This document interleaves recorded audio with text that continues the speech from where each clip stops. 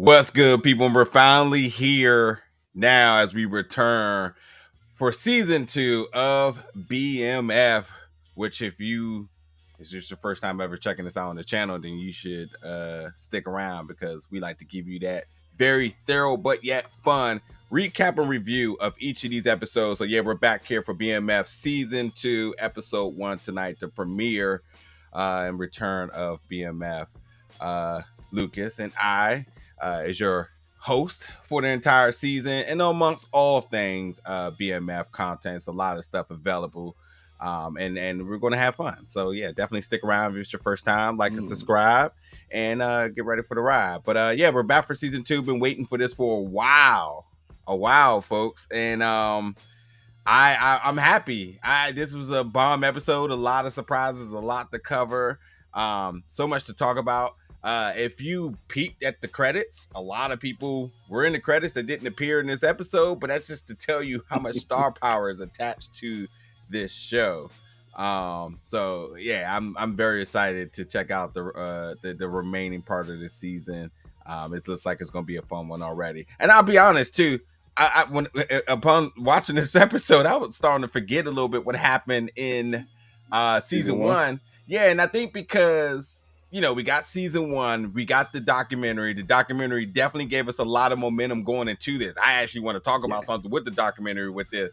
But then, you get that big disclaimer in the beginning of this to let you know that, yes, there's a lot of dramatized and filler within this, which is fine.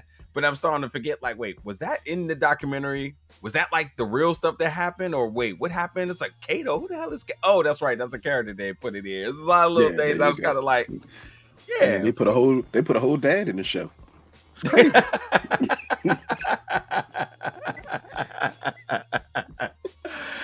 So yeah, but let's get into it. Tonight's episode, Family Dinner, is the title episode. Brought to you by Wendy's. and General Motors. Oh, you mean the dinner? Yeah, exactly. But overall, before we get into the specifics of this episode, what you thought about the premiere episode tonight?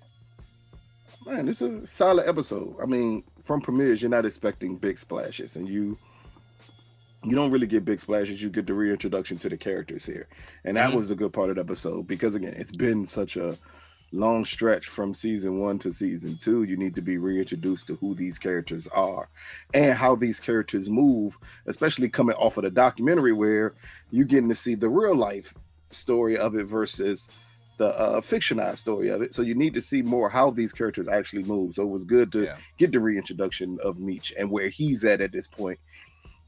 I love the beginning of it from 2005 because clearly you saw the documentary, what happens in 2005. Well, let me ask something really quick before you get into that, because yes, episode 7 of the documentary is focusing on exactly the introduction of this, but also if you go back to season 1, the beginning of season 1 also started in 2005 with the older Meech, and when he went back to Detroit, and what his whole his whole should I say gimmick or whatever it was, we saw the parallel differences between the brothers. When Meech went back to Detroit, he was flashy, had all the jewelry, had the mink.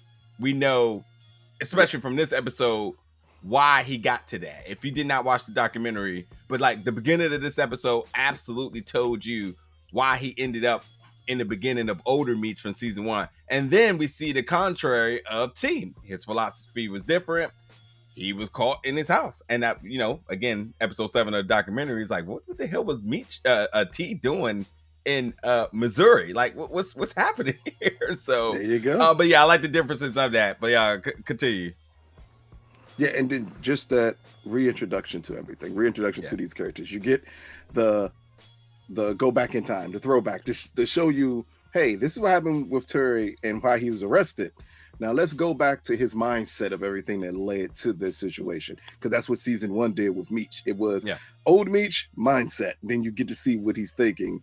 Here you get old Terry mindset, and that's a good correlation of the two. And then just a good introduction to the characters again. Stephen Harris is always going to be fun.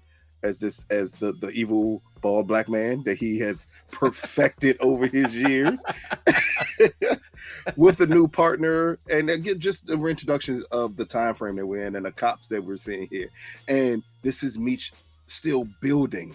This is not the end game for BMF, so it's kind of good to get in that time frame to go back to the 80s, because again the doc will throw you off because the doc did not focus at all at the 80s. It really focused more on after it was established that they were BMF. Here they're letting you know, like, nah, we're taking you back to show you what led to BMF, how these two crews came together to form one. Yeah, it's funny because I saw a little bit of commentary during when the documentary was airing, and folks was like, why do we need this? And there was other folks that absolutely understood the assignment here. But understand that, like, while you got the documentary and that's like, you know, factual things and testimonies and witness and all the other accounts, but then you got this stuff that also really creates this and makes this full circle. Yes, there's some dramatization in it that, you know, obviously for television purposes, but it all still works together. It's a genius tactic. I don't know if I've seen anything do this besides Dahmer on Netflix. I think that's the only thing I've seen do like a dramatization and a documentary, and then they work together. But it's a good strategy going forward. I've never seen it in this genre. I know that. I think it's because it's harder to do it in this genre than it is normal shows. Because I mean, can we actually get through the James St. Patrick documentary and how the Queen's Child's Project failed? I don't think we can get through that. So with BMF, it's a known story. It's something that if you grew up in a certain time period, you knew everything about. Yeah. And when you get the show, it's always good to show people like, hey, this is a show. This is what their life was. Just in case you thought it was too much fiction in the show. Like, oh, they couldn't have possibly been doing all of this. And then you get a doc like, oh, it was worse. They were doing a lot more than what they're showing. But again, that's the good part of these stories, is just about just going deeper into them.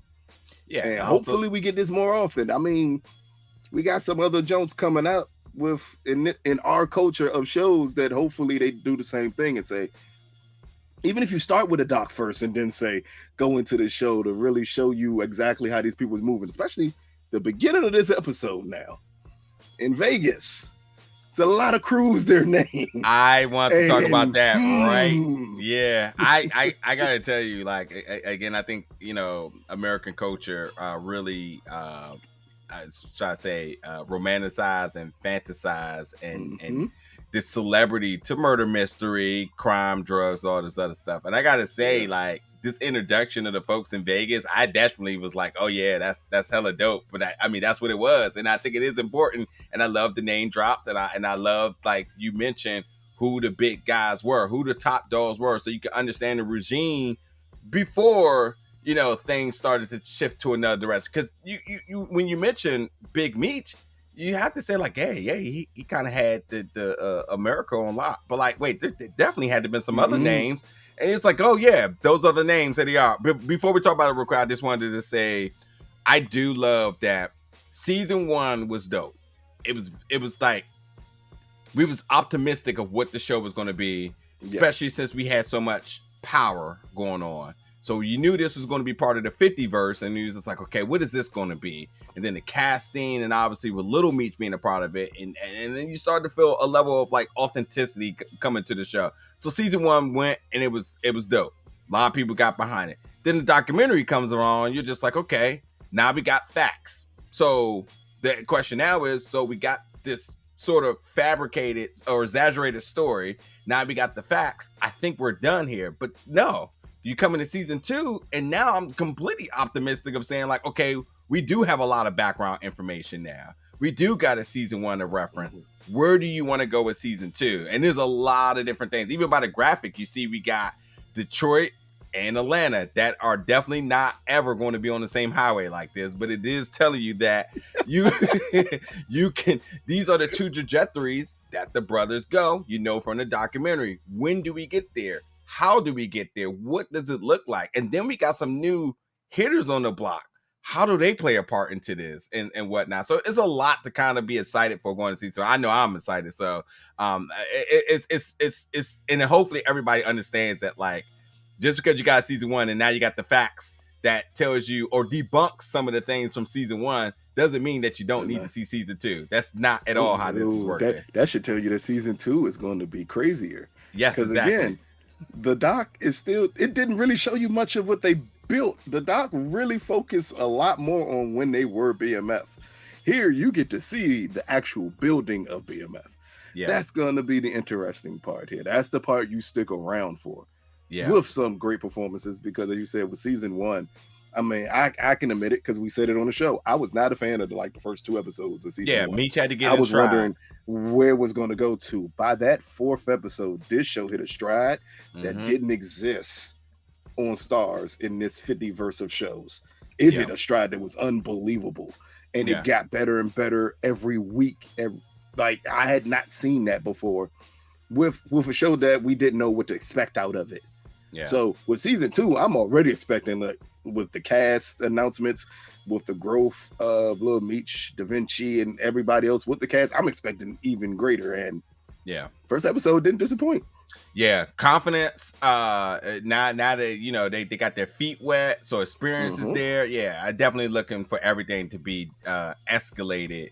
And a vast improvement from season 1. Again, it's not to say season 1 wasn't good, but I mean, this was Lil Meech's first role. It's a big role, and not a big role because of the demand of the performance, but the demand of everything around this. His performance makes this show successful.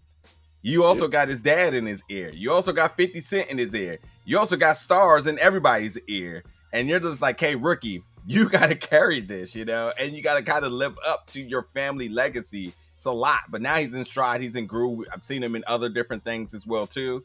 I think he's going to have a really good career, especially within this genre. I think he's going to be the man. And I was impressed by him and Da Vinci, especially in this episode. Yeah. But anyway, let's get into the recap of this. That's our review, because it is a recap and review. Again, starting off 2005 St. Louis, we see older T, played by Mustafa Harris, who is taking a call from maybe his baby mother. Yeah, he's definitely talking to his baby mother. But he's aware that Meech has gotten got. Yeah. And he just like, hey, listen, this is going to be our last dinner. It is what it is. And he's just, very casual about it. But as you see, it's the 263 crew, which is, if you don't know by the documentary, if you look on the telephone dial, that's still BMF by numerical code. Yeah. But he's still carrying the family, that family. I just realized something, though. You said if you look on the phone, these kids ain't got no letters on their phone. That's right. What you talking about? Sorry about that. That's why I'm tripping my words. Like, wait, what, did I just give bad advice? Yeah. No, you just gave your age. It's fine. Yeah, that's true. Once upon a time, folks. But yeah, you see, he's still very family oriented. What BMF was founded on, and you see on his last day that's what he wanted to present. Also, should be note, folks, who's narrating this? Well, season 1 in the beginning, we had older Meech, and we had Big Meech narrating the beginning of it. In this, we got older T, and we got legitimate T narrating this, who's also a co-producer on the show. So, really dope, because I feel like now maybe this is him being able to tell his story. He want to make sure that his points are in there. So we saw Meech come back to Detroit, flashy with the mink, all the jury, and they threw a party for him because that's how he is, Meech, T, even on knowing that his door was going to get knocked in at any given point, wanted to have dinner with his boys and let them know, hey, this might be it. It is what it is. And 20 years, Detective Von Bryant finally gets his guy, Oh, man. Him and Les Dog coming through the door. Hey, Leslie Jones, man, I tell you, as Tracy Chambers, listen, man, I cannot wait to see more Leslie, man. I think that Leslie gets enough respect, but not she gets sustainable she gets sustainable credit, but I think she deserves a lot more because yeah, she could be comedic, but when she's turned up like this, I think she's at her best, and I think she deserves all the props. Like, and I want more to, and to think too. I mean, we talk a lot about Harris, and you put him on any cast, he's going to shine, and I think him next to Leslie is a complete balance I never knew I needed in this capacity, to the point that like, give me the goddamn spinoff with them two right now. I don't know how much we're going to get of them like that, but give me all of it, because I enjoyed the way that. she came in. That was enough for me right there. I'm the bitch. So I said, "Yep, that's Leslie right there. That's the person you want." It's the need to turn it up, because here's the weird part, and I know people may think she's overdoing it. The only people that would think she's overdoing it is people who didn't see the documentary and seen how they stopped acting on that doc. Because boy, she fit in perfectly with the way they were acting. So when she comes in, I'm like, this is perfect.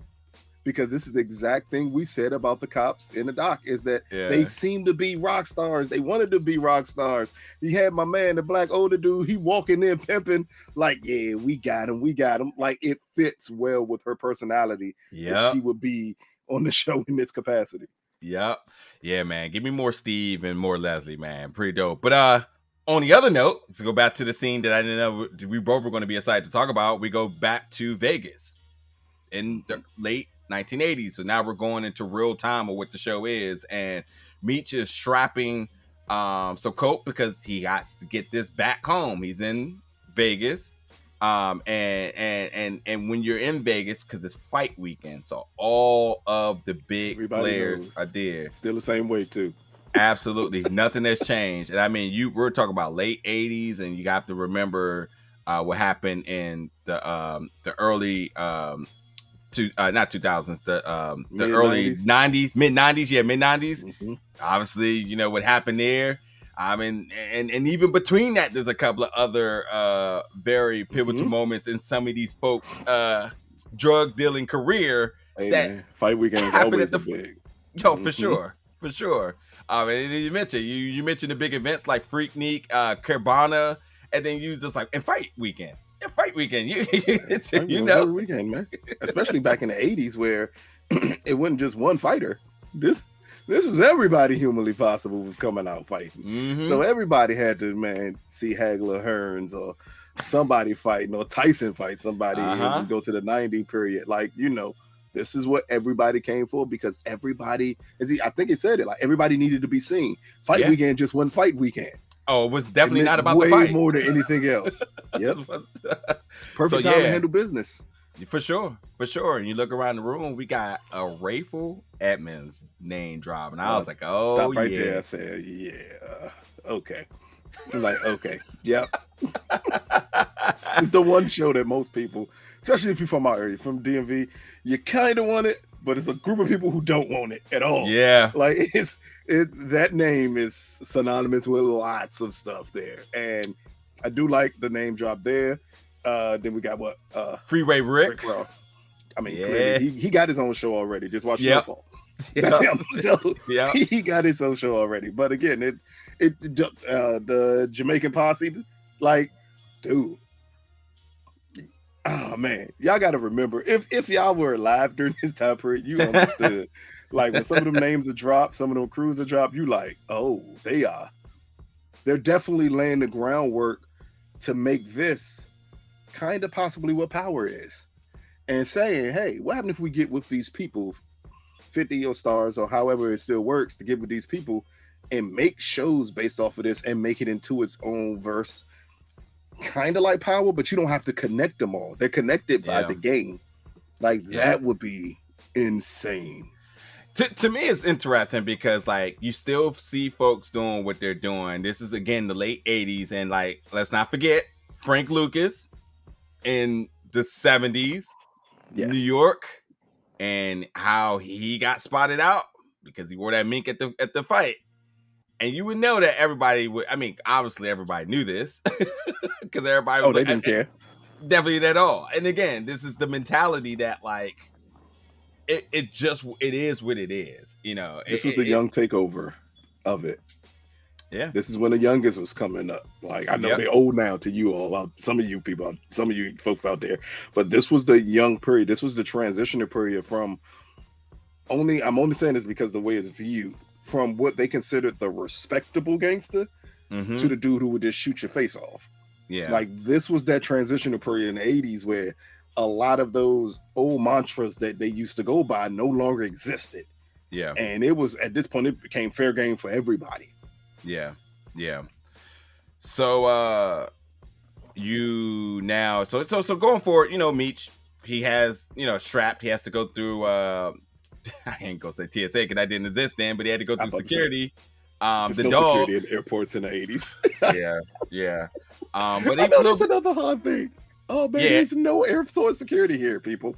Die Hard was a real movie for a reason, because you can actually strap a bomb to yourself back then and no one cared.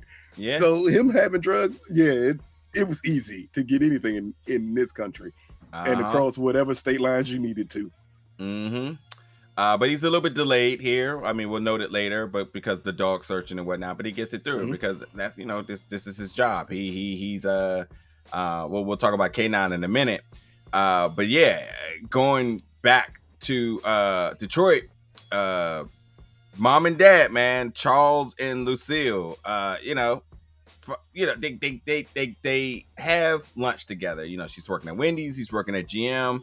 I mean, she looks across and said that should have been us. And I mean, like, you know, it's very obvious that the family is still very much struggling with finances. And, you know, they're working the jobs that they're working. I mean, granted, you know, GM is a big deal back in the day. I'm not sure how much they were getting paid and how you could kind of scale that. But the big thing to know is that there still wasn't a lot of opportunities for folks in this city.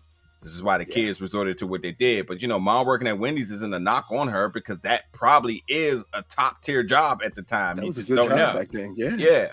So, you know, she worked at Wendy's, he worked at GM, but they're not where they want to be. And obviously that's a testament to them looking over at the other couple who are happy and, you know, they're dressing, you know, to be out and not just fitting in time within their work schedule, you know. They got full plates of food. They eat donuts.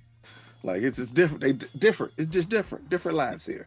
Yeah. But, you know, say it could have been us, and obviously that puts a lot of pressure on Charles, who's basically saying, like, listen, we got some plans. You know, T gonna get his license. We're gonna get up and going. We're gonna get the other car. It is what it is. But, you know, she's not sold till she see it.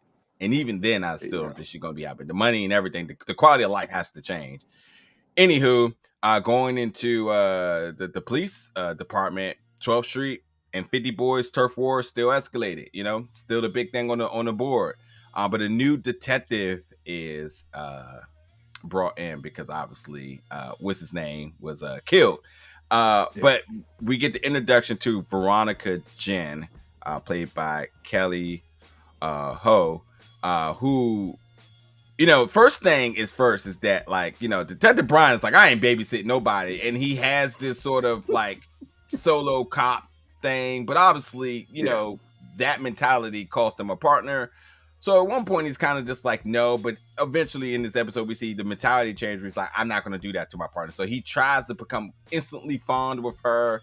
They have good conversation amongst each other in terms of, you know, why she is now in this department and so on. And they get out and hit the street. So we're not going to get that that same dynamic as Burke and what's his name from Kanan. What's Omar Epps' character name? Forgot that quick.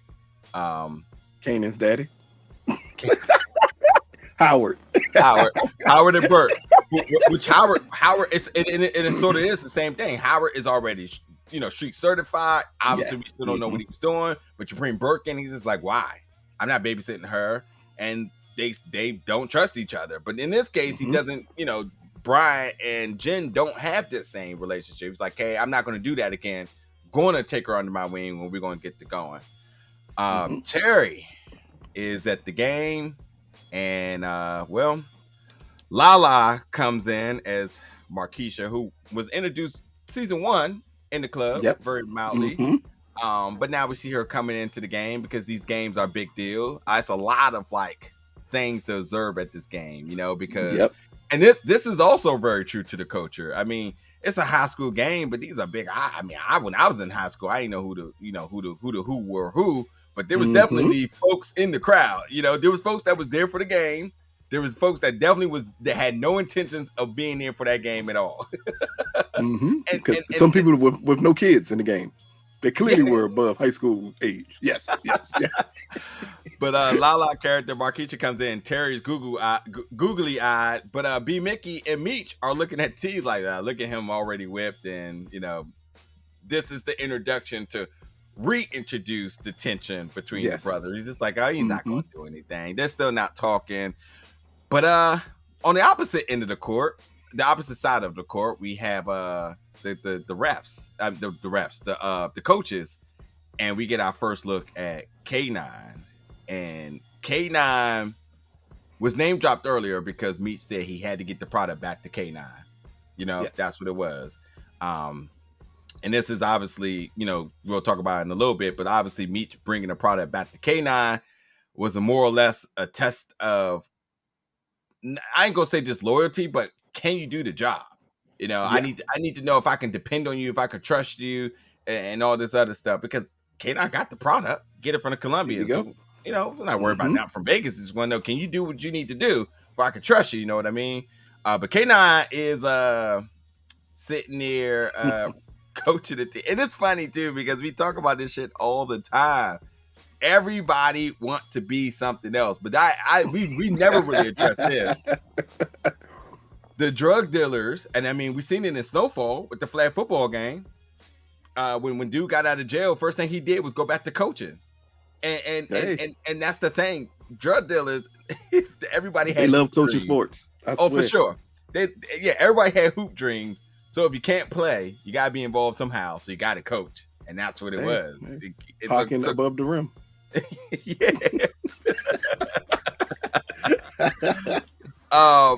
Which is funny, but K9 comes in very excited. Apparently he was paying off the refs to get the win, but it is what it is, because gotta do what you gotta do, get that dub and whatnot. Hey, $20K on the game, and if I throw y'all a little $2,000-3,000 to throw the game, it's way more. It's worth it. And it ain't even about winning the money. It's just about the other dude losing the money. That matters more than anything. Yep. So our homie Rand, who is now introduced as K9. K9 comes in the season, and we can tell he's about to shake things up. We initially was wondering, well, who replaces Lamar, because Lamar was arguably the best villain of definitely that year, but I think in the last five years, I think I can comfortably say that Lamar was must watch. This motherfucker was unhinged, and just we were seeing a level of evil that we haven't seen in these type of shows in a while. He ruined a classic song. There's people out there who love "You Can't Stop the Rain," and he ruined that for them. That is not a romantic song anymore. That's a song about murder now. But our guy Rayon Lawrence plays K9, and way to make an introduction, sir. You're sitting there coaching the team. You obviously are a boss because you got Meech bringing you stuff, and Meech working for you, and Meech is talking about you're going to be the source of this expansion and whatnot. But if there's any way to have a level of respect, is also doing the Frank Lucas thing. If somebody disrespects you, it don't matter what time of day it is. You got to take him out. Dude said he wasn't going to pay him shit. Never thought twice. Blew my man head. Brains out. Broad daylight. And that's it. He rolls out. Tells me to get in the car. And that's what it was. So, what's your thoughts about this introduction and where you think this character goes? I mean, it's a hell of a way to have an impact. It's a way just to show you the seriousness of this character, which was highly important for that to be brought up, just how serious this character was going to be, because we got a glimpse of him before, but here you get a different take on him. You now understand just how serious of a character this is, because if without this, I would say this harsh of an introduction, maybe what happens later on in this episode kind of throws you off a little bit, because you're like, wait a minute, why would he do that? But here you understand, oh no, he's a killer. He's not to be trifled with here. And that's what you needed from the beginning, because not only do you need to possibly have a villain, because I'm not even gonna say he's a villain, but possibly have a villain for season 2, you need to have that other person that can strike fear into everyone, because you don't have to be a villain to do that. Pat technically wasn't a villain, but he still struck fear in people. For sure. So here you have someone who seems to be more in control, have more power, more wherewithal on how to run an organization, because it's something, maybe we get this character and we get the principles of what leads Meech to run BMF the way he did, or him and Terry, the way they ran BMF, as we seen by the end of this episode, and the things that Meech took from him. So it was a great introduction here, and man, he blew the hell out of that. Man, that was ridiculous. like I knew that was gonna happen. The moment he said, okay, like, oh man, he gonna kill you. Like, it's no doubt about it. But just right there on the spot, and he's like, yep, point proven. Like, at this point, it's already foreshadowed that people already know not to mess with him. Yeah. So for him to do this, it just submits it, like, in Meech's eyes. So in the audience's eyes, it submits like, oh, like, he is the big boss. Yeah. So there's certain things you're not allowed to do or say around him. Yeah. Listen, I'll keep it a buck here. So, you know, we got to meet Ray at the season Raising Kanan season 2 premiere. And we had a little bit of intel of what his character was going to be. But very discreet, because we're fans and we wanted to just make sure that when this character is introduced, we get that genuine reaction of what this character is. But it was a little bit refreshing to know that, okay, we do have a villain, so to say, because with Lamar being gone, that's a huge shoes to fill. And then my first bit of optimistic is like, okay, well, I'm excited for season 2 for sure, but man, what a job you're going to have, because, like, folks may not have been talking about BMF, but everybody knew about Lamar. For whatever reason, this character was just trending outside of this show. Amazing performance, you know? But this introduction was absolutely worth the wait, and it was as advertised. And I can feel the hype rate, I can feel the energy. You could tell that he was really excited for this role.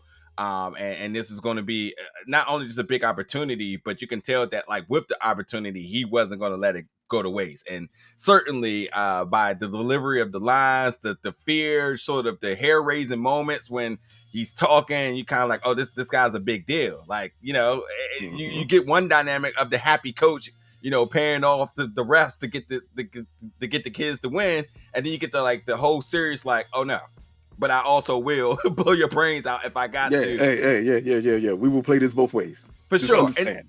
And I feel like this performance is unique, because I can't really attach anybody. Nobody instantly jumps out at me. And I know there's obviously other folks who can do this, but, like, even when you talk about the later scene where you're just like, hey, so Meech, you can do this. You want 10? Okay, well, if you could do 10, you could do 20. And, like, this is a big deal, you know, because this is a measure of trust. This is a business deal being set, saying you need 10 keys. You want 10? Okay, if you want 10, then you could do 20. Cool. And Meech is talking a big game, as he should. So, you know, Lil Meech is going to do his thing in terms of the side of this performance. But when you have somebody talking business, you know, these business, they got a little bit of, like, it's a little bit of tension between this, because this is a lot of money. But I love how you get that, and then you say, all right, crew, everybody come around, I'm going to give y'all something. And you're just like, oh, he's in a good mood. Like, oh, everything's good. Like, there is no tension here. It's just like, oh, okay, everybody get together. I got something for you. And then instantly you get that other part, which we'll talk about in a moment, where you're just like, oh, okay, so this guy can, like, talk in a very, like, calm demeanor. These are the people you don't want to meet in the real life. You be like, oh yeah, that's a good dude. You be like, hey, you heard cuz caught a body last night, right? Like, oh, hey, oh, my bad. Always be terrified, and this is something I learned at a very young age, and it's the way I like to operate myself. Always be terrified of the person whose voice inflections never change. Yeah, from calm to mad. Because if it does not change, it is a scary thing. Yeah. Like, because you don't know when they're actually mad. Yeah. And he threatened someone's life, and he could have been asking him like, "Hey man, do you want some candy?" It's the same. It's the same thing. It's no difference, and that's the scary part of it, because in that it's full of seriousness. Yeah. You know, as I say, you don't have to bark the loudest, but if your bite's stronger than the next person, you think you'll be fine. Yeah. Jeez. Yeah. So we get Bryant and Jen in the car, and I just wanted to bring up the part that he said, "What type of Oriental are you?" Folks, this is the late '80s. This type of commentary is very dated, and you cannot ask anybody of Asian descent what type of Oriental you are. It's completely out of line, but it's just that was hilarious. It was hilarious, but it was so full of I ain't even gonna say 80s racism. It was full of early 2000 racism, like back when you could get off a line like that. Yep. You bet not ever come out your mouth and say, "What Oriental are you now?" Yeah. To anybody. Jeez, that's funny. Oh man.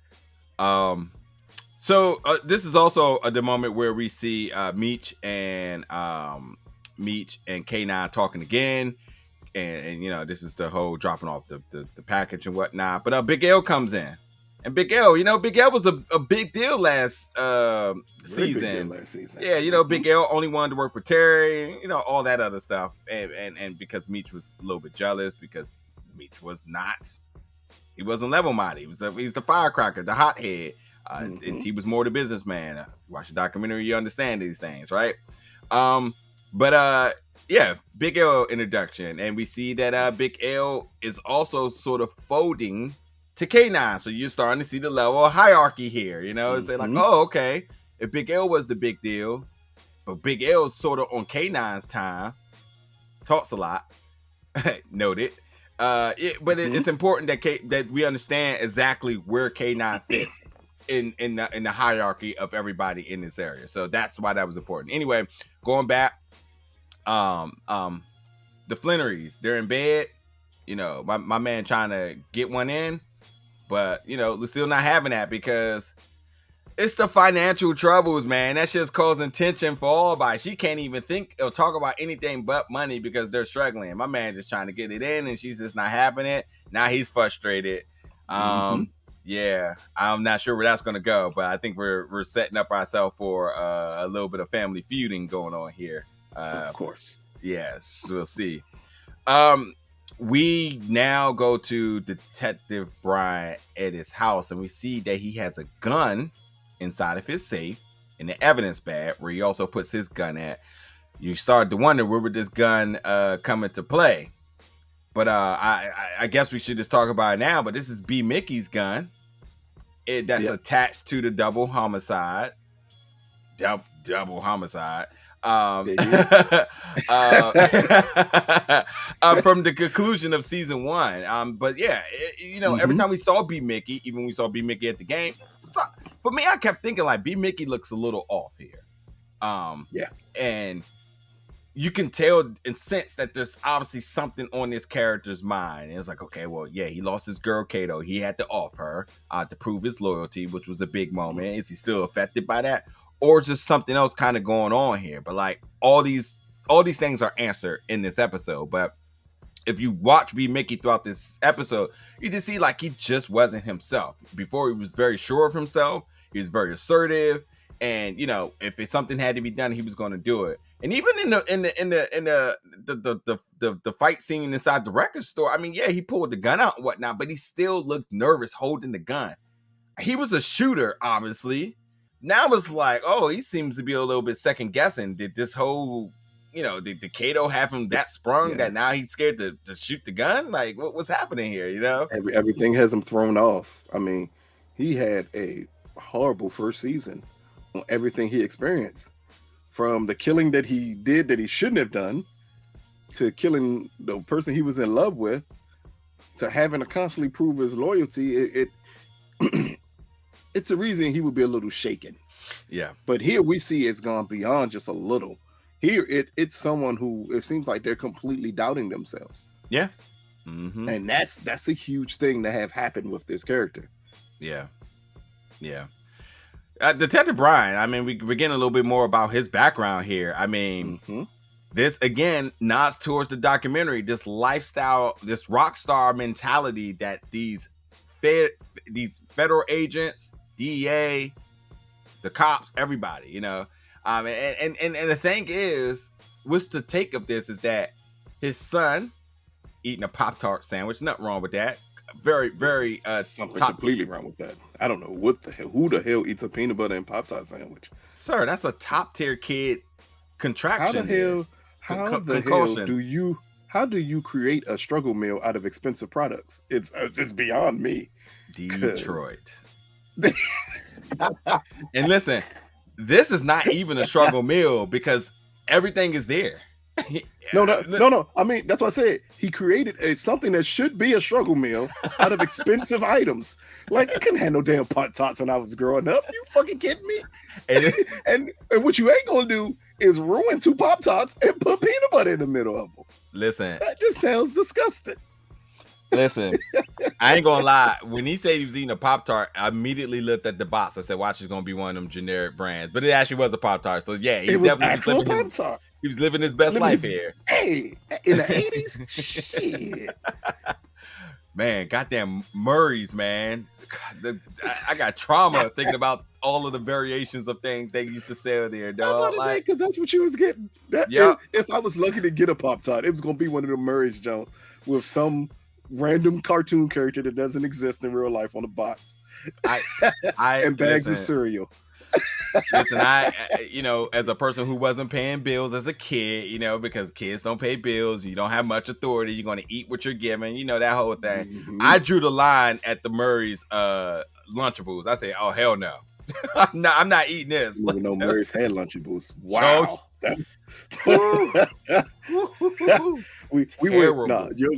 You want a Lunchable, you better take this sandwich, cut it up in 4 pieces, and wrap that shit in aluminum foil. That'll be your Lunchable. Oh man, rough times. But what's important is that, like, again, he comes off as a rock star. He tells his son, like, listen, you're not getting into comics, you're not wearing your superhero stuff. If you want a superhero, your dad is right here. And you can be a superhero too because it's in your DNA. So you don't have to look at all of that stuff. Basically trying to tell the son that everything you're doing isn't cool because I am the toughest person on the block. Your dad here. Yeah. This is completely necessary moment in this episode because while I love Steve Harris and as you say, he's perfected these characters over the years, this one still very much tells you the mentality of the police officers in this area. He not only saying that he's good at his job, but he's saying, no, I'm the toughest on the block. So he basically trying to say, hey, son, I'm tough both at work, on the streets, wherever I need to be. You should be looking up to me. Don't look at all this fake shit because I'm doing all this real stuff, which is kind of just like, bro, that's your son. He's in high school. Like, and I was curious where you're not cool because you're wearing comic book characters in high school. Like, it's the form of toxic masculinity that you take that away from your kid. Not just like celebrating the point that this is a character that he drew and created himself. And put in the 80s, he put this on a t-shirt. Do you know that 9 times out of 10, that means he had to draw that on that t-shirt? Yeah. That is amazing. But instead of seeing the gift that is, he sees it as a weakness. Yeah. Because you're soft. Because you're allowing people to pick on you. So you're not me, basically.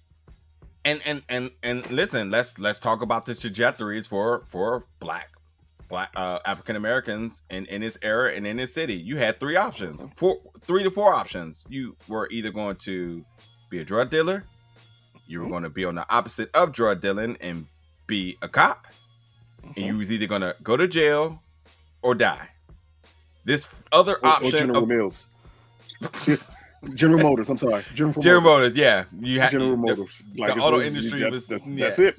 That's all you got. You ain't got nothing else. Being an artist was not ever a path. And the fact that his son is selling right under his eyes, he's just like, nope, can't do that. That's not a path here. But again, yeah, it's toxic masculinity, but it is very much like this very crippling mentality of you're either going to do this or this, nothing else. Mm-hmm. I don't think we're going to get much more of his son, but it's important to reinforce who Detective Bryant is. He's not just a cop here. And he's not just a dirty cop on the streets. He's almost like a character too. I mean, you can start to think like, well, as we see Meech become more flashy, we're gonna also start seeing the cop, because I mean we'll talk about it in a second, because he did some flexing things in this episode. You know, my man ran after him a little bit and was like, nah, I'll just smoke the cigarette. We'll get him. And they did. And it wasn't because he was thinking ahead of the game. It's like, no, we'll get him because I'm going to get him any way I can. And I don't care. I'm not going to do this regular chasing shit. Like, what are you talking about? Hit my man with a car and didn't even think twice. It's like, yeah, good job. Only in the 80s could you hit people with cars and be perfectly fine. Like, and then these ain't like any year. Oh shit! And these ain't like Teslas or Priuses where they like them little carbon fiber shits. This car is made of steel and metal. He hit them, but not only that. When you go back to his son real quick, the character the son drew was his father. Literally the same thing, but all he saw was all the elements of it that didn't make it cool. Didn't make it where you would be respected, because that's his thing. You have to be respected. And he brought up when he said, are they still picking on you at school? You don't have to do this if they picking on you. Like, it's because it's hard for a lot of black men in this time period if your child was any different than you. Yeah. Especially someone with a reputation. Like, it's not celebrated for you to be different. I need you to be me. Same thing we get with Italians at this time period also, and some Latino communities at this time period also. Like, it's a certain machismo that comes along with, if you're my kid, you got to be like me. And I did love that scene with his son. I hope we do get more of it, because it shows a different side of him as a cop and as a family man. And also going to the point that clearly the mother's not in the picture, and he kind of brings that up. It's certain things that I don't think are throwaway lines. That's going to be brought up again. Yeah, for sure. So the music scene, 50 boys, 12 sheep roll up, little bit of issue, tension going on there, fighting, guns drawn, a threat toward B Mickey, so I'm gonna get you. Meech comes in and said, we need to combine our resources. We need a grand. He said Meech always got a grandmaster plan. But at the same time too, he'd be selling wolf tickets. But you know, Lamar's dead, so we need to come together. And he's talking about unlimited supplies. He's talking about expansion, all this other stuff. Again, B Mickey looks nervous here, but this is Meech getting ready to set the foundation up. I don't think it was this scene. I didn't go back in my notes to put it in there, but Meech is wearing the BMF chain pretty early before he introduced it to everybody. And I know what happened before, but it's still like it's interesting about how the pattern of how that introduction of BMF happened, because you make the declaration at the end of the episode like, no, we're all BMF now, but he had already had the chain made. He already knew what he was gonna go with this, because I think he ended with the end of last season was saying no more. No 50 boys. No more 50 boys. BMF. Right. So him and Terry brought up BMF beforehand. So I think that's where the chain comes into play. But again, the secondary scene is just lessons that they learned. That's all it is. Yeah. It was just lessons that they learned from that meeting with him, K9, and the family. Yeah. Exactly. But like I said, B Mickey looking hella nervous. Anyway, Meechy goes to see his mom working at Wendy's, and they start talking about Nicole. Nicole is starting to grow up, and we see more of Nicole in a little bit. But he tries to give his mom money. Mom's still not accepting it, but she does give him some food and say, you better be there on Sunday. Because the mom is still very, very much optimistic of getting the family all back together. So besides the money issues and family, which, as Charles said earlier, is that all you talk about? Yeah, that's all she cares about. Money and the family getting back together. Anywho, Terry comes inside their insurance place again, trying to go at Marquisha, Lala character, spitting game. And and you know, he comes in there, obviously he's in love, and he's spitting game. I think he's dropping some bars there, but she's married, so she ain't even thinking about it. And she talked about her time's commission, so that's all she worried about. He even comes back again with the orchard plant and read up a little bit about it, tried to present it to her, but it just wasn't happening. He goes back home, sleeps with his baby mom and Wanda, and it looks like he's obviously not thinking about his baby mother because he's still fantasizing about Markeisha. But at the same time, too, to be fair, Markeisha did. I mean, not Markeisha. Wanda did kind of come back. She ran off with her son and then came back and kind of was just like, oh shit. She comes back and tries to just normalize everything. But this is all a plan, Mm-hmm. as it seemed like we're still talking about later on. But like that's why it's kind of thrown off because it's just like, yeah, this is good, but like this is also kind of weird because like you just kind of like dipped on me, but now you down and left. Yeah, took my kid and just like, all right. So you know he has his reasons to be reserved here with this. So that's kind of what's happening with that. Anyway, we catch the detectives rolling through the hood. They say, oh, the 50 boys. Like I said, you know, he got out the car. Bryant ran a little bit, half chase, chilled out. Obviously, he's after B Mickey because B Mickey's avoiding him. But he didn't get B Mickey. He got the other cuz. He half ran after him, pulled the cigarette out, and next thing you know, my man got ran over. Lost a tooth, I think it was, but a lot of product. Pavement. Jesus Christ. Mm-hmm. Yeah. Not a joke there, buddy. Yeah. But you know, that was the moving the money from the stash house. And so, you know, B Mickey immediately goes and tells Meech. Yeah. Charge to the game at that point. And they're right, you know, it's part of the game. You're gonna lose money. Like every drop won't be successful. Oh, for sure. It's just interesting because, like, you know, in the documentary, Meech, especially like prime Meech, and I know they're not quite there yet, but like another person who just lost, you know, a whole bunch of stuff, and cops took it. That's what makes this so interesting, because we know for a fact, and quickly to go back to the beginning, but not so, but just to correlate it with a documentary. Mm-hmm. At the beginning of the documentary, Meech talks about having to leave Detroit because it became too hot. And notice, by the time the cop gets Terry at the beginning of the season, he like, you waited 20 years to do this to me? Because again, Detroit cops get involved in it. Because other than that, why would he be in the picture of finding Terry in Missouri? It would make no sense. But again, that's why Meech said, man, it got hot in Detroit. We had to leave. We had no choice but to leave. Yep. But if your stuff get taken, you should probably tell your boss. Because that's the best way. Not to end up with a bullet in your head. Yeah. But the other dude didn't. Just leave that alone. Let's go. This is the 80s. It's a little different time period. Okay. So going back to K9 again, K9 and Meech, he comes up, says he wants 10 Brits. He says if you could take 10, you could take 20 hot potato. Meech's nickname here. Then he said, listen, everybody, come around. Got something for all of you all. Mm-hmm. Everybody get watches, you know, because it's a reason to celebrate. Meech has been reputable for being a distributor. You know, he got the cosign from Big L. Little did we know that Big L was going to have such an impact in this episode, because why everybody's getting gifts? Yeah. Why everybody's getting watches? Unfortunately, Meech was gifted a set of lips because Big L talked too much. What's your thoughts about this, sir? That's an amazing scene. I mean, even going to the giving out the watches, because that just goes along with the rules that at this point, I was about to say the wrong thing. If you are accustomed to this type of atmosphere in television shows, you understand that, you know, the people around you are the ones you take care of. People only value you being loyal to them if they eating with you. I give a god, I don't care how loyal you are if I ain't getting none with you. So this is just, again, you take care of the people around you. As you say all the time, you feed the wolves. I feed you, I'm perfectly fine. Because the last thing you want to do is leave them hungry and they come after you. We saw what happened to Victor Sweet.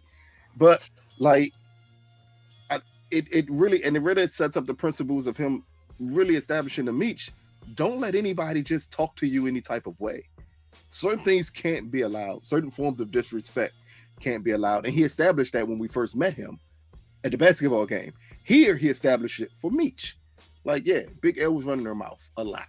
Mm-hmm. And the level of disrespect towards you is the reason why you get this. Because you can't allow this stuff to happen. Yeah. Again, it's that's why I say I'm hard pressed to say he's going to be a villain right now. Because again, we don't know how the seasons are going to progress. But off of this first episode, I don't know if it's a villain or him just giving lessons. So far, I've seen him give 3 highly important lessons to Meech on what it means to be the man in this type of atmosphere and the things you can accept, the things you cannot accept, and how you need to run your business. Yeah. So again, it's very interesting. I love this scene for that reason.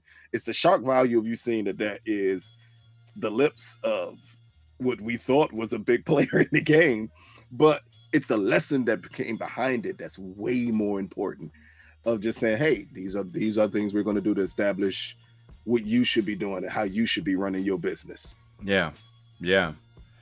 So yeah, give me my money or I'll kill you and your brother, everybody.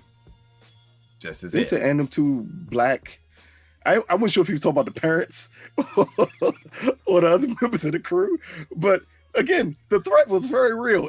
Yeah. The person, you can pay me on time or I'll kill you and your brother. Yeah. And them 2 other black boys you run with. Like, he didn't say, like, hey, just understand, like, we're all good until you miss a payment. Yeah. But anyway, I guess in now good news, Meech got product, double than he wanted. He goes and tells T immediately, and he said, "Man, let's get back to what we do, man." T picks him up because he's chauffeuring. He got his limo thing kind of going on here. And T says, "I'm out. How many times I gotta explain this to you? I'm out." And he said, "Are you living your dream or you living Pop's dream?" But Meech, T ain't trying to hear all that. He's just saying he just trying to make an honest dollar. But he said he got steady supply now. You don't got to worry about any of that they was dealing with before. Like he said, they're good. He said K9 getting it from the Colombians. He name drops Pablo Escobar because the whole fantasizing of the celebrity behind it, Yeah, he's like, oh, because obviously this is where he's visioning the big picture. I want to be like him, So obviously by Scarface and by BMF by name, you obviously can tell that, Meech didn't draw comics, but damn sure was trying to live one. He was definitely putting together. He's definitely put together his best fantasized life, but he actually did the shit. So he gets credit for that. Anyway, family dinner, name of the episode. But yeah, it goes down. Nicole gets smacked because she's talking about to her mother. It ain't happening like that. Too. It didn't even last long. It was. You got the little lip balm on. You shouldn't have the lip balm on. It's just lip balm. Bitch, it's not just lip balm. I said, wait a minute. was that defiance or was that frustration here? What do you think? A little bit of both, because you hear the mom talk about earlier when she told Nicole, she like, well, Nicole's getting out of hand, and that mouth. We one thing we know for sure, both of us having black, strong-willed moms, like, one thing you don't do when they're already frustrated is do something that causes more frustration and not think you're going to have to pay for that, causing that more frustration. Like, that's not what you do. Yeah. So it was clearly like, again, it's the coming of age of girls and moms. I do like this scenario here too, because this is a real issue. And if, again, I know we keep on referencing the doc, but if you go to the doc and you hear the sister talk about how much she felt the need to separate herself from her brothers, that would lead to her frustration. That would lead to the issues with her mom. Even later on at the dinner table when she says, oh, I didn't know I was allowed to speak. Or you care so much about Meech, but you don't care about me. Like, that is a hell of a thing to say because it's truth in it. And that leads to frustration, is that there's truth in it, but, moms ain't going to acknowledge truth. Not now. Yeah. Not when I'm mad. You come later, she may fix you like an extra piece of pie or something, but she ain't going to never say, I'm sorry. You damn right about that. So T comes in. T says the prayer, T's being the chosen good son. Meech is supposed to come, but he's not, obviously doing other things. And when Charles said that Meech is coming, he throws a quick fit, but he keeps it together, because he's already frustrated in his own. He wasn't even about to even have his stress be escalated any more than it needs to be. But yeah, so now, you know, we go back to the two detectives in Bryant and Jen, and you know, he talks about, you know, I lost Lopez, so I'm not going to lose you, so I'm gonna put more trust into it, try to build a better relationship between the two of them. And in doing so, we look at Lamar. So one, when they pulled back the curtains, I was like, oh, this is definitely because they did this ran over. And I was thinking to myself, like, damn, how the fuck he get into a coma? He literally was like, man, you know, lost my tooth. And I was like, how the fuck he get in a coma? But remember though, at the beginning of it, when he was taking her back, she said, I don't want to see Snaggletooth. And he said, nah, we're not going to see him. Yeah. So she had established that that's not what they were going back there for. Yeah. So then at that point, I'm like, okay, well, is it Kato? I wasn't sure who it's going to be. Yeah. I was not expecting this, but Lamar's in a coma. He has a protective name, so I mean, he's definitely not witness protection. So they're very clear about that. Yeah, he got some alias, so everybody thinks he's dead. But the reason is because if they can get him to wait, they can figure out who shot him. Yeah, this is a good idea because Lamar's a street dude and he's ready to snitch. At all costs, he's just willing to tell you any bit of information you need. Yeah, no. It's just a horrible plan. For real. I meant to bring up too that Terry brought the orchids to his mother. He hand me down gift, but hey, it works, you know. No, he gave it to the girlfriend. Okay, fine. Yeah. After the one he wanted rejected him, he brought it. He brought it to his baby mama and said, "Hey, here, baby." She said, "Oh, you brought me flowers." Like, yep.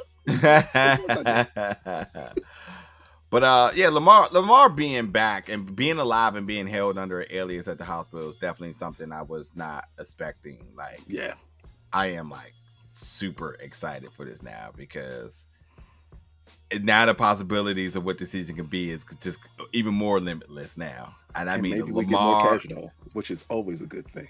That's true. And then Lamar and K9 meeting, what does that look like? You know, so it's a interesting. An interesting aspect that they could potentially do, but who knows? But anyway, because Meech didn't come to dinner, BMF is born because he has a town hall meeting. And he said we're gonna be a global empire. 50 boys dead, 12 streets dead.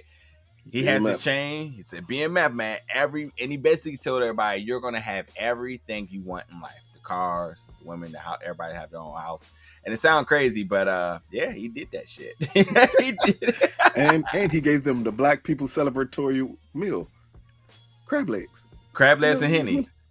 There you go. That's all you need. Crab legs, a steak that's clearly well overdone. And that's it. That's all you need for black folks, man. He learned very quick, man. He learned from K9s. I got to do the same thing, you know? And yeah. But this is where T now finds out that he's being played by his mom and Wanda, and basically trying to get him out the game. And I don't know why he was so frustrated. I mean, I get the deceitness of everything, but I think that's the key issue here for him, because if she'd have just went away because she was truly worried about him, I think he'd have understood that. But here, you found out she lied, your mother helped her, and your father helped her. So you've gone from him looking at Meech like he's a bad guy to Meech being the only one being honest to him. that is. And again, we get to see, as we see later on, see Terry as he leaving. He's like, man, I don't know who to trust. It's only one person who's never lied to him though. Yeah. And that's Meech. Yeah. And he said, y'all all did this just to get me out the game. Like it's a certain amount of anger that comes along with it, because she'd have never left Terry. And I know that's what he's going to think. She'd have never left. I could have stayed doing what I was doing. She wasn't going nowhere. She did this because of y'all. Yep. Nothing but hard facts here. And Dad stole his money to start a limousine company. $10 per ride. Like, hey man, Flannery, Uber Flannery, man. You know, back in the day, they had the idea, they just didn't have the technology. Hey, they just didn't perfect it right. I think after they picked up John McClane and what happened at the Taki building, I think it just went downhill from there for them. Die Hard is a Christmas movie. Just throw that out there.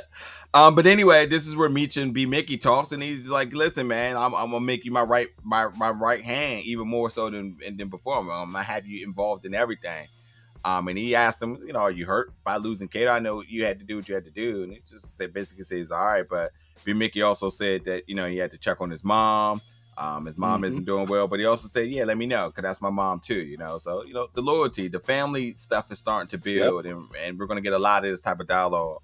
But anywho, B Mickey rolls up to his place to have a visitor. It definitely caught me off guard here, but Detective Bryant is in there. He's like, "How the hell did you get in here?" Because Popo could get in anybody's house, you know, that's what we do. But he said, "He's been ducking me, so I had to come find you here." And he said, "Well, his mom hasn't been feeling well." And then he asked him, he said, "Listen, man, I thought you might have just been up here laid in something. Obviously, she got you sprung or whatnot, but you know, it is what it is." Detective Brian is reading my man, and he's looking through all of his stuff, trying to assess a picture here. But he did give him up Kato for Lopez's murder, his partner murder. But he said that ain't good enough. I need Meech. I want Meech. And B Mickey is definitely cooperating. He said he has no reason to lie. Because he said, you know, "I got that gun. I got your gun. Double homicide on it." So, you know, it is what it is here. Yeah. Double homicide. Yeah. And we get the narration about who's the hunter and who's the prey when a wolf gets away from the pack. You brought up something about that earlier. Yeah, I know. You brought up something about that earlier, and I was like, "Oh, okay." But last scene, we get Lamar. Lamar awakes with the song "Ready or Not" being played in the background, perfectly the fitting. classic version of "Ready or Not" too, not the Fugees version for you people. Well, nah, y'all youngins now, so y'all don't even know the Fugees version no more. That's 30 years old. But the original version of "Ready or Not," and it wasn't Missy Elliott getting ready to be played, because I mean, "Sock It to Me" just would not have been the right introduction to Lamar waking up. Hey, look here. At times, see, that's a correlation that we have because of our big age here. But you know, "Sock It to Me" came out 30 years ago. It's a bunch of people that have never heard of that song before. Exactly. Hey, the moment they played that, I said, "Ooh, there they go, use it." If this is going to be a trope that they're going to go with, is introducing elements of Lamar to classic songs. Are you all for it? I'm all for it. I'm all for it at this point. Ooh, "Sock It to Me" like you want. And then Lamar wakes up like, "Yeah, that's my hit. I'm out here." Man, in about 15 years when this drop, I'm gonna be partying. Anywho, that's the end of the episode. Lamar wakes. Obviously, Terry narrating the ending of the episode as well too. And we got a lot of stuff. Like, listen, Lamar's alive. The Detective Bryant, he got that gun on B Mickey. We did see the whole, you know, the arc of Bryant getting Terry, you know, in the beginning of this, alongside of DA agent Tracy Chambers, Leslie Jones, and then, you know, K9 getting that body bright and early outside of the gym. So, well, a lot to unpack in this episode, and obviously we got more and more to talk about. But yeah, family dinner, man. It's a crazy episode. We see Meech from Struggling Drugs in Las Vegas to test his new plug for BMF. And this new vicious gangster in K9 and Terry and his new rideshare business with Charles, because he left the game. And Detective Bryant is still after Meech. The point that this is a ride share in the 80s is fucking crazy, Chuck. Hey, listen, we got a lot of black entrepreneurs here that just needed somebody to invest in them. We had the first iteration of Uber. We had my man starting a comic book line. Like, listen, it's a lot of money that could have been made. That was Milestones Comics right there. Ready to be started.